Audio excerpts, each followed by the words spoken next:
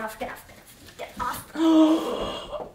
What are you doing?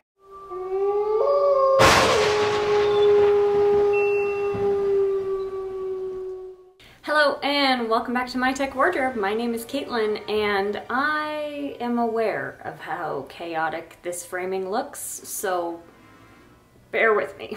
Welcome back to October, the most wonderful time of the year. We get to put our pumpkin stuff out, we get to put our Halloween decorations up and enjoy it.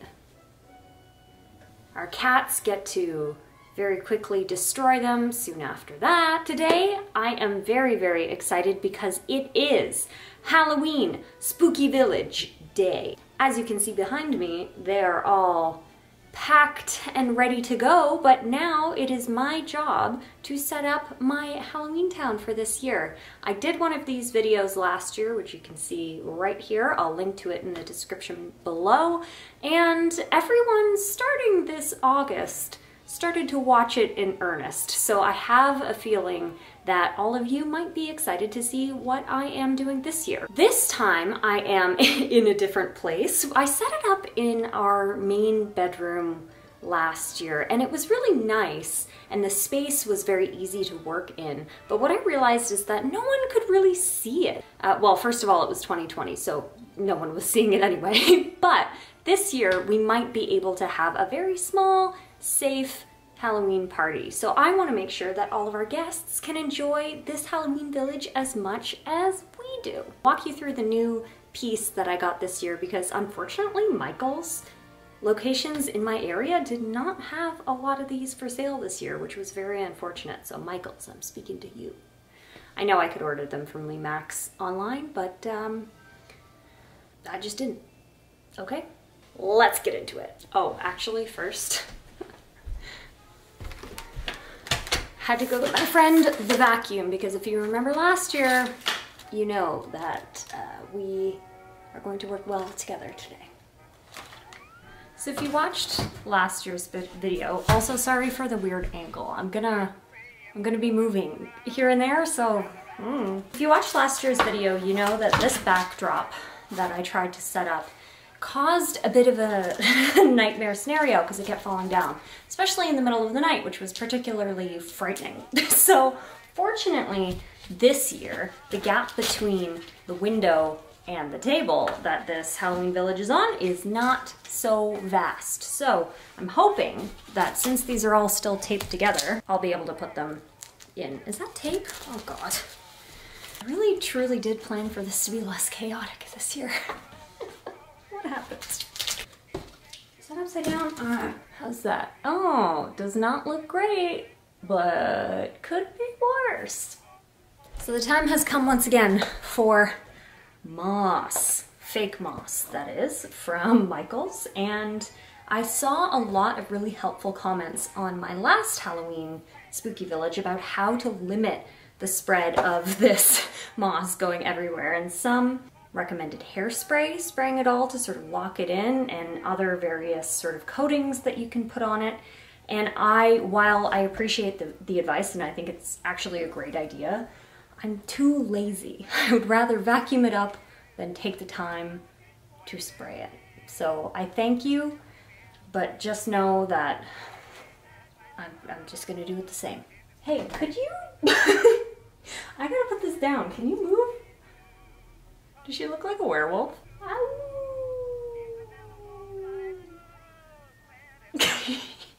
So flaky. I guess if I get it all on this, it looks like I meant to do that. So maybe I'll just keep doing that. Get off. Get off. I actually like that so far. All right, so here we have the bigger foam pieces. What happened? I always mix it up every year and never remember what it is. I guess I do have the video literally documented of what I did last year, but do you think I'll check it? Probably not. Does that look good? Well, it doesn't look great, but I don't think it looks bad. Does it look bad? Even if it does, we're gonna do it anyway.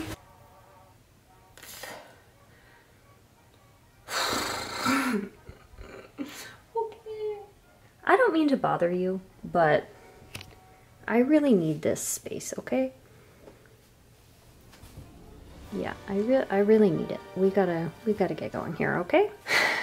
Not really what I meant.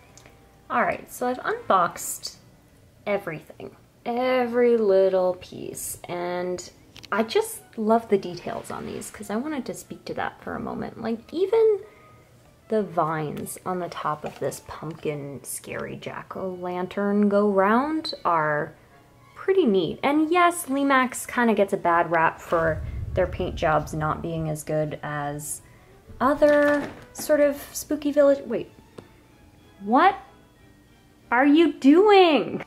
Anyway, the details just look really good. And I am currently, though, short on power bars, which means I can't plug all of these in very effectively in this location here. So what I'm gonna have to do, I think, is separate these into the pieces that need to be plugged in versus the pieces that are on battery power and try to organize the village that way until I can get another power bar. So we'll see. I've got the extra lights that I typically use. This is a projector, a skeleton projector that puts some nice light on the walls. These are tiny little purple lights that I tend to put on the backdrop. Yeah, so we should be good to go from here. I'm excited to see how this year's village turns out. Ooh. Okay, so the first thing I usually do, well, that's a lie. I was gonna say the first thing I usually do is the lights. That's absolutely not true, so I don't know why I said that. But I was thinking it might be easier to set up the lights this year in the back instead of trying to weave them in there later. So I'm gonna get the mood lighting going early this year, I think. Okay, so for many years, no! No, please. So for many years, my plan is to truly treat this as a village. And when I think about a Halloween village, I think of a really, really small town with basically one main street that leads in and out of town. And there's sort of a gradual incline where there are old creepy mansions on top of a hill. There's a town square and there's more businesses around the town square. If you've ever been to Godridge, Ontario, you may not have, but I have, and I often think of Godridge when I'm planning the town square piece because they have a very, very huge town square, but it's got this really cool copse of trees around the courthouse in the middle, and I just thought, oh baby, like Hollywood movie producers or even Canadian movie producers, if you're looking for a place to film, that's about as good as it gets for a Halloween village sort of thing. So keep in mind, keep that as your inspiration in your head while you're thinking about my village. Oh, also wanted to mention that this is my only new piece for this year. So this is a Ghost Writers antique bookstore, and I just thought, that is so cool. It's got, when it lights up, I'll do a close-up later, but it's got a little skeleton inside writing a book. He's a little novelist. So there are so many details on this that I find so beautiful and interesting. So I wanted to pick this one up, and this I think will be going in that sort of small business section of the village. I'm just gonna wing it, how about that? We'll see how it goes. So I've got a haunted museum that I typically put right at the top because it looks most Haunted Mansion-esque. Oh no, I usually put the Witch's Tower. Oh god, these plugs are gonna be a problem. Okay. Okay, so we're gonna do the town square down here because this is where the least amount of plugs are.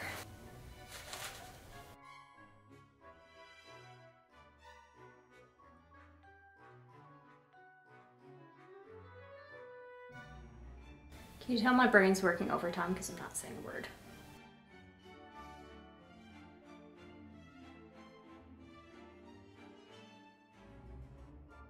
Okay, so I think it's going pretty well so far. You can see I've been able to plug in almost everything.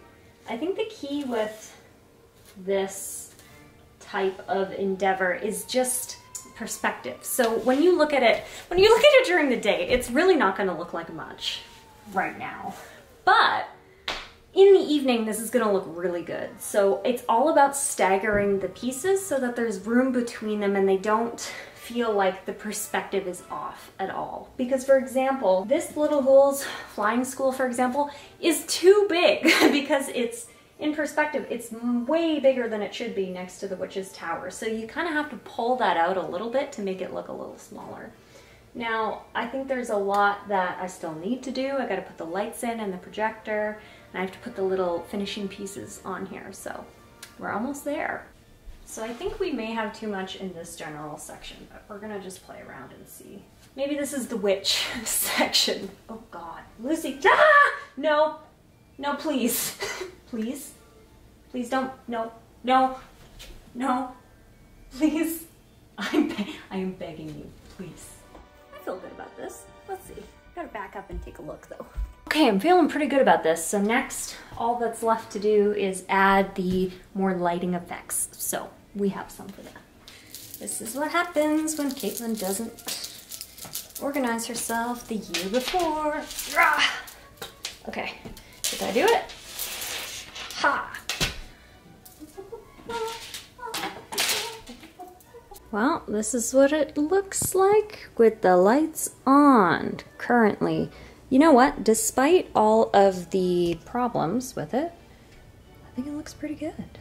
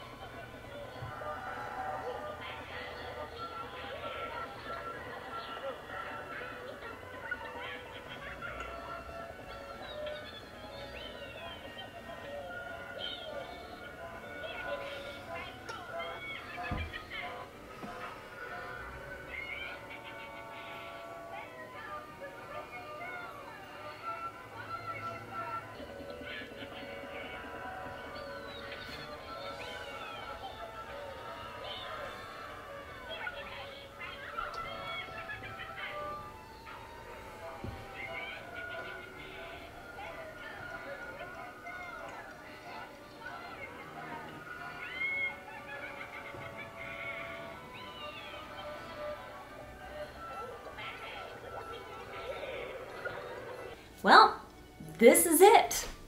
I am very pleasantly surprised with how this turned out this year. I thought in this location it could have been an absolute disaster, but it was only sort of a medium disaster throughout. But I think the final product was great. I mean, sure, we've got a power bar that is so overloaded it's probably dangerous, and cords everywhere, but you know what? That's okay, because that's what I expected anyway, so I'm still happy with it.